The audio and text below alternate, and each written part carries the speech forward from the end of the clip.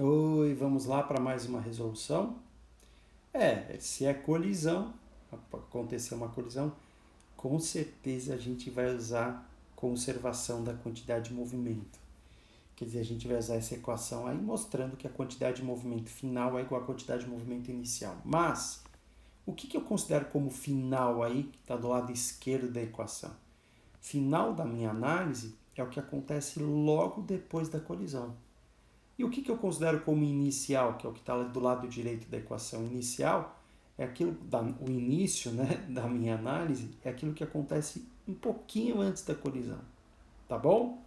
Tá. De acordo com as informações do problema, tanto a massa de A como a massa de B é de 2 quilogramas. Além disso, o exercício fala que o A no começo está a 3 metros por segundo, que o B inicialmente está em repouso, ó, o A inicialmente está a 3 metros por segundo, o B está inicialmente em repouso, e que depois da colisão o A passa a ficar em repouso. Ou seja, tanto MAVA como MBV0B são nulos, né? Porque no final da colisão o A passa a ficar em repouso. Um pouquinho depois da colisão ele fica em repouso. E o B, antes da colisão, estava em repouso. Ah, tá bom. E a substituição de todas as outras grandezas, como é que vai ficar?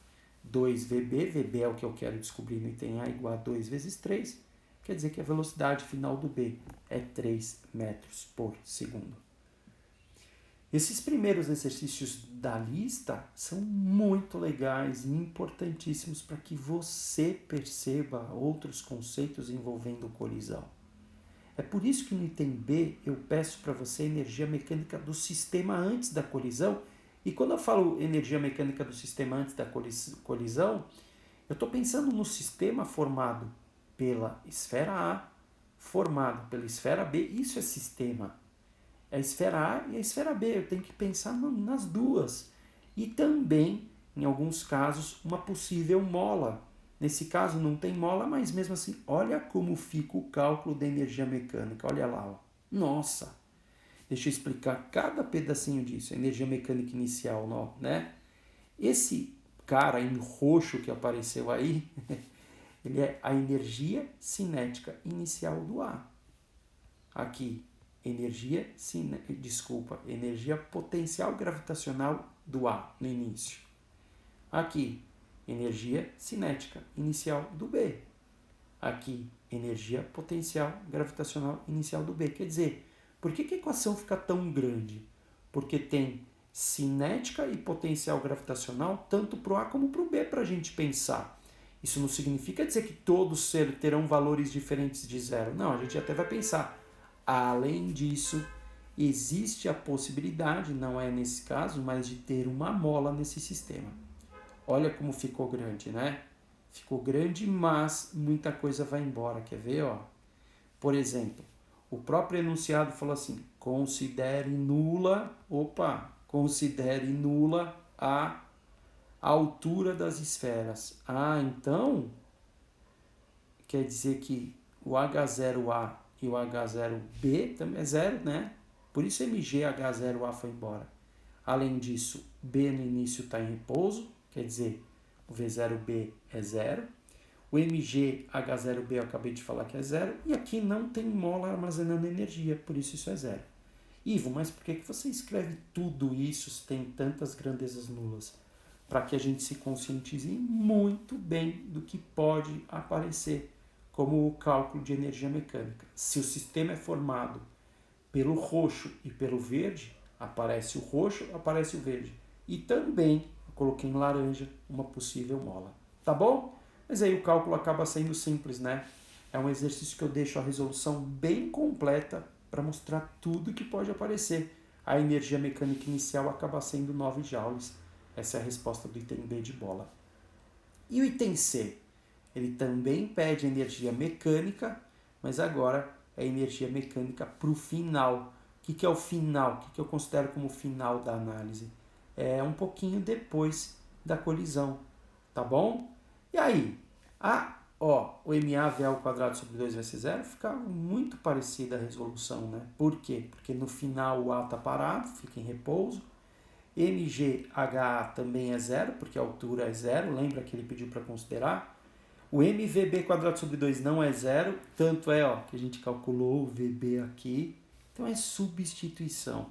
mGHb é zero e não tem mola. Essa parte também vai embora. Ou seja, sobra um pedacinho de nada.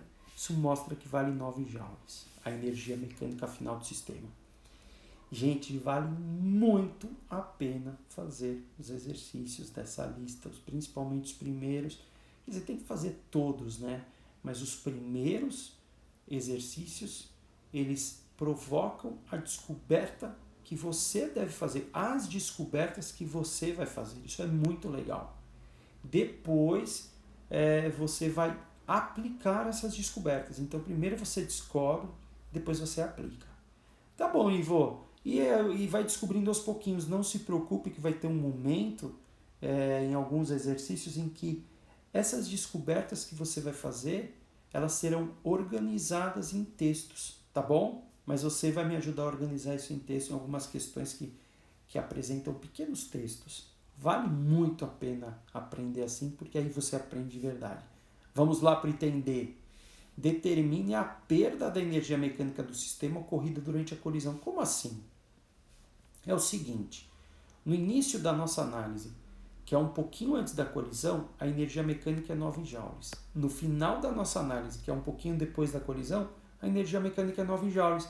E ele pede a energia mecânica perdida durante a colisão. Ah, Ivo, calma aí. Se eu tinha 9 joules antes da colisão e passei a ter 9 joules depois da colisão, o sistema passou a ter 9, é porque a energia mecânica dissipada é zero. Perfeito. Não é em toda colisão que isso acontece. Você vai ver que em algumas colisões existe sim perda de energia mecânica, mas é por isso que vale a pena fazer os exercícios.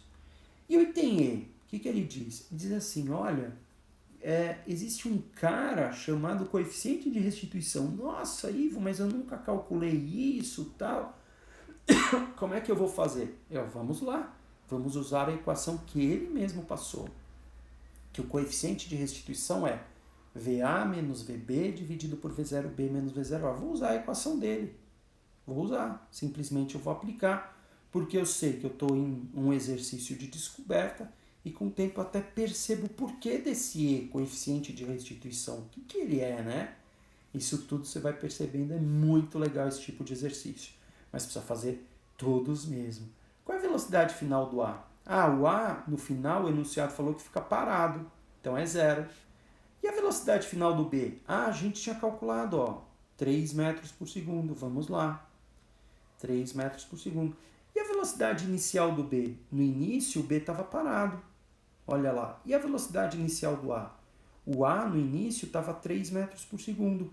Então, eu simplesmente usei a própria equação dada no exercício e fui substituindo. O que eu descobri? Que o coeficiente de restituição vale 1. É isso aí. É um momento de muita descoberta para fazer etapa por etapa, que você vai ver que vale a pena. Olha lá como ficou a resolução. Olha lá. Nossa Senhora. Tá aí. Valeu, valeu, valeu. E até a nossa próxima resolução.